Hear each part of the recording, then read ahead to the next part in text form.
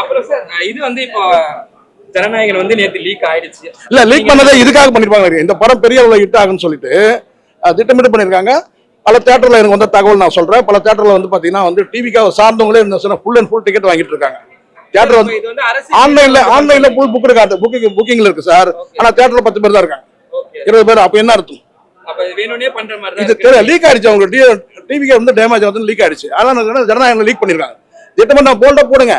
விஜய் தரப்புல தான் வந்து பாத்தீங்கன்னா லீக் பண்ணிருப்பாங்க. ஏன்னா விஜயோட பொலிட்டிக்கல் கேரியர் வந்து காலியாகுது படத்துல. இல்ல சார், இத நீங்க பாருங்க, ஒரு விஷயம் நல்லா பாருங்க. அந்த ஜனநாயகம் பின்னாடி என்ன அரசியல் இருக்குன்றது நமக்கு தெரியாது.